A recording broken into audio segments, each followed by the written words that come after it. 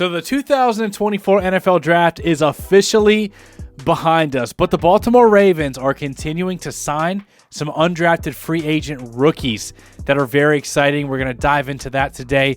We also have a lot to look forward to with the upcoming rookie minicamp, as well as the post-June 1st cuts that's about to hit the NFL. We know the Ravens are always active in that market because it doesn't affect the compensatory pick formula. We also have some draft grades, a recap, and much more Baltimore Ravens news. So welcome in to another episode of Ravens Reports. It's your guy Noah here with For the Flock, as always, bringing you guys our top 5 news reports and storylines coming out of our Baltimore Ravens today. Make sure you guys have that subscribe and notification bell on so we can keep you up to date on all of your Baltimore Ravens news and content, all the camps, the training camps, all the way up into the season, and year-round Baltimore Ravens coverage so we can keep you up to date. We're getting really close to 40,000 subscribers, so let's dive into the content. At number 1, let's take a look at the recap of all the players the Ravens drafted. We talked about Nate Wiggins and Roger Rosengarten, as well as Adisa Isaac already. Really like those picks. You got a high-value corner, one of the highest-graded corners in the draft. He was actually the number 1 corner on a lot of scouts' boards, if not second or third. So really high value there, a guy that I think is going to come in and have an immediate impact now and in the future. And then the right tackle, Roger Rosengarten. This is exciting because we know the famous Mel Kiper, who is just an expert on all things draft, really one of the guys that really brought all the excitement to the NFL draft. This guy, he said that Roger Rosengarten was one of his favorite prospects in the entire draft.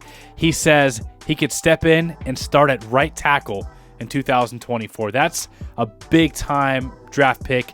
He actually had him mocked going in the first round, 31st overall, to the San Francisco 49ers. There was a lot of scouts and analysts that were really high on Rosengarten, having him as a first-round caliber player.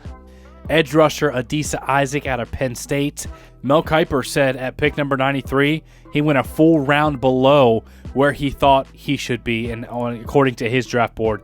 16 tackles for loss last season, and he outshined Chop Robinson, who went 21st overall to the Miami Dolphins on tape. He had better tape than him, but he doesn't have the upside as far as the athleticism that Chop Robinson has, and that's why he went 2 rounds later. And then my favorite pick of this draft was Devontae Walker. This is an elite 4.3 speed athlete that will challenge teams' defenses vertically. You're going to have to put eyes on Devontae Walker when he's on the football field.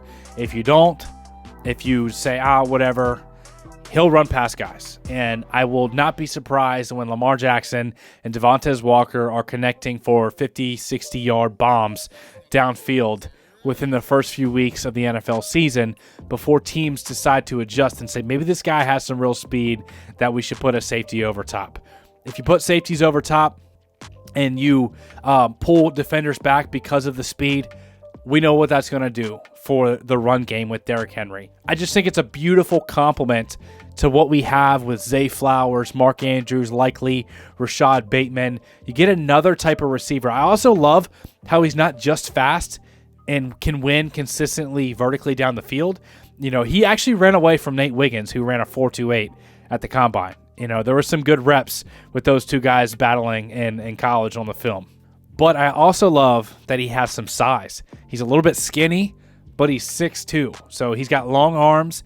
He has shown some really impressive highlight catches where he's high pointing the ball at the very highest point. He has some work to do as a route runner. There's no doubt there, but that's why we're trusting the Ravens coaching staff and Todd Monken to figure out, try to get the most out of Devontae Walker. But the pure speed elements and the height, I love those two tools to add something to this offense. We know defenses are going to have to stack the box against Derrick Henry, who's one of the most physical running backs in the NFL. That's just going to open some stuff downfield for Lamar Jackson. Some of the best throws of his career were those vertical routes to Hollywood Brown. That's the type of element we're adding with Devontae Walker to the offense. Really excited. I would have taken him in the second round. In fact, in my first Baltimore Ravens mock draft, I had him at 62 overall in that mock. That's how much I like Devontae Walker. Really excited that the Ravens grabbed this guy. Mel Kiper also says that Walker and cornerback TJ Tampa were tremendous picks on day 3. He said, I thought Tampa might end up in round 1 at one point, but there are questions about his recovery speed. Baltimore has a great history of grabbing late round running backs as well with Rasheen Ali, which we'll talk. I love the Rasheen Ali pick. He was on my sleeper list. I had him right there, my top sleepers in my draft notes. Rasheen Ali was right at the top of that list. He had some monster years in college, got hurt. I think it was in 2022. And then 2023 started to ascend again from that injury. A massive amount of production, speed, but he was still not 100%. And I think going into 2024, he's going to be back to 100% and showing some of the things he did earlier in his college career. Love the pick there with Rasheen Ali. He's a home run threat every time he touches the football, similar to guys like Devontae Walker, who we talked about, and Keaton Mitchell. As far as the value in this draft, the Ravens crushed it. I mean, Nate Wiggins was the 23rd overall prospect at 30. Adisa Isaac was the 49th overall prospect when at 93. Devontae Walker was in the 80s when at 113. TJ Tampa was supposed to be a second-round pick at pick number 130. So I love the value they got, and this is kind of reinforced with this graphic here from Sharp Analytics that had the Ravens getting the 7th best value in the entire NFL draft out of 32 teams. The Ravens continue to draft well. That's why they consistently are in the playoffs year in and year out, and a big part of the reason why the Ravens hosted an AFC championship last year against the Kansas City Chiefs. At number 2, interesting little piece here is that Nate Wiggins and TJ Tampa, the 2 corners that the Ravens just drafted, which I really think can really transform this secondary for years to come, they were actually roommates at the Combine. It's just funny the way that worked out, with however many DBs were at the Combine, a ton of them. The 2 guys that ended up on the same team, 100 picks apart in an NFL draft out of 32 teams. It's just insane that those guys were roommates at the draft. And then Devontae Walker said that Nate Wiggins is the best player he'd ever faced. And this was really good. If you guys go back and watch the Clemson versus North Carolina game, man, these guys were going at it. Devontae Walker and Nate Wiggins, both elite speed guys, were battling. And it's funny because Nate Wiggins had his reps. He won some. But Devontae Walker, the 4th-round pick, did beat our 1st-round pick a few times, got past him. And really a fun battle to watch there. Devontae Walker said he's really excited to play Nate Wiggins in practice to sharpen each other. I love how the Ravens have an influx of young talent at these critical, high-value positions. Cornerback and wide receiver are so valuable in today's pass-happy NFL. And the last few years, we've added a lot of young talent on both of those positions, including, Rashad Bateman, Zay Flowers, Nate Wiggins, Brandon Stevens, TJ Tampa, Devontae Walker. We continue to add value to a very valuable position. And I love this quote from TJ Tampa. He said, I've been at the bottom of a depth chart before, and I'm willing to work my way up again. The Athletics draft analyst Dane Brugler had TJ Tampa as the 8th best corner in the draft and the 49th overall prospect.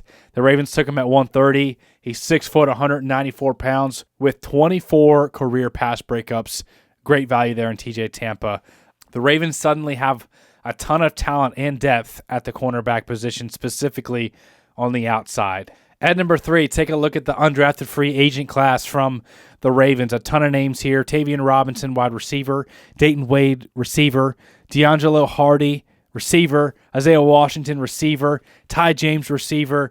And then we got running back Chris Collier, offensive line from Maryland, Corey Bullock, offensive lineman out of Alabama, Darian Dalcourt, Joe Evans, edge out of Iowa, which we'll talk about. That one stood out to me.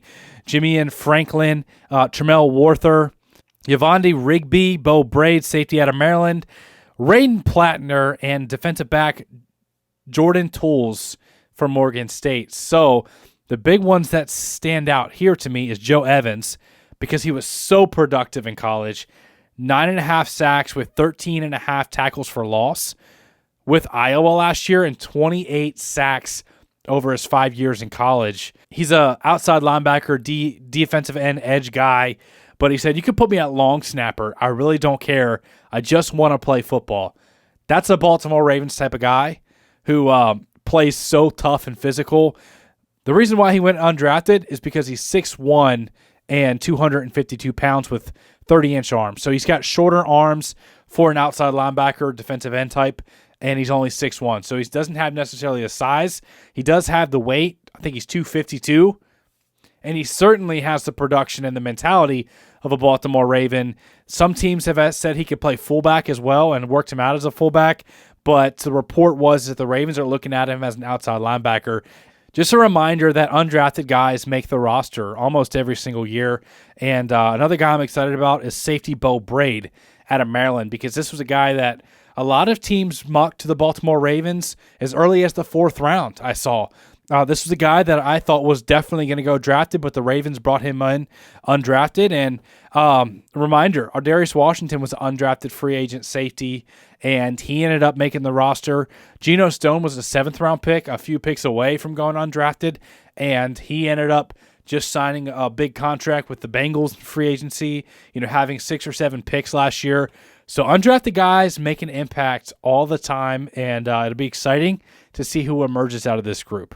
At number 4, let's talk about quarterback Devin Leary, who was drafted. I'm not quite getting why Ravens fans are so upset about this. I liked this pick, and the Ravens desperately need to upgrade the backup quarterback position. Tyler Huntley left in free agency to the Browns, and our other backup, our primary backup, is 38-year-old Josh Johnson. So to say that the Ravens needed to get younger and add some more talent to quarterback position is an understatement. And you got this guy in the 6th round. It's not like you put up a 3rd or 4th round pick, high draft capital on this guy. I don't know if you guys listened to his interview from the Baltimore Ravens, the one they posted on their YouTube channel, but go watch it. Phenomenal interview. Seems like a great person. I know he's talented, and I know he had an excellent interview with quarterbacks coach T. Martin, who was the reason why they brought in quarterback Devin Leary. I think he could be a mainstay backup for the future for the Baltimore Ravens. And, if Lamar Jackson misses any time with injury, you want a guy who has some upside, some talent, a young guy that we can develop behind Lamar. You want to have depth at that position. There's no other position more important on an NFL roster than quarterback.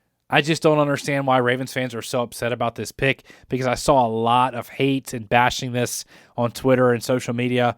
I'm just not there with it. I honestly didn't mind the pick at all. At number 5, let's talk about running back Rasheen Ali real quick, because back on April 4th, Jim Nagy posts, one player who will be a day 3 steal for some team is Marshall running back Rasheen Ali.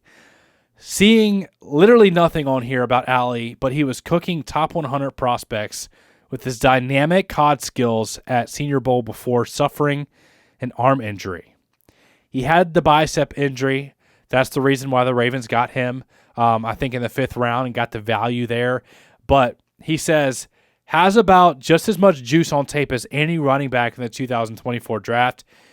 Go watch this kid's highlights, if nothing else. He has some serious juice, some breakaway speed, but he also can break tackles. He's got excellent vision. And like I said, he was one of my top sleepers, going in on my draft list. There was a report that he had a 4.43 hand time last summer as far as his 40 time. And Jim Nagy is posting a bunch of film here talking about his combination of power and balance to win after first contact, how he's a great fit for a zone running scheme, which the Ravens have moved more towards with, offensive coordinator Todd Monken. Ton of explosive runs. I love the Rasheen Ali pick. And here's the production as well. In 2021, like we said, the season before the injury, 1,401 rushing yards over only 13 games. Insane numbers. He also had 334 receiving yards. He had the injury in 2022, and then 2023, 1,135 rushing yards with a career total of 28.31, 5.5 yards per carry with 39 touchdowns. Talk about elite production and the need there with Keaton Mitchell starting the season injured because of the knee from last year. Keaton's probably not going to be ready until later in the season. And, Rasheen Ali is going to be your third running back there behind Derrick Henry and Justice Hill, and probably will get some meaningful snaps. Can't wait to watch him in preseason, especially when he gets some workload. Love this pick here. Let me know in the comment section below your grade on this draft, anywhere from A all the way to F. I want to know your thoughts on it if you like it as much as I do. As always, make sure to leave the video a like if you got any value out of today's content. It really helps out the channel. Don't forget to have that subscribe and notification bell on, man. I love you guys, appreciate you guys, and we'll see you in the next video.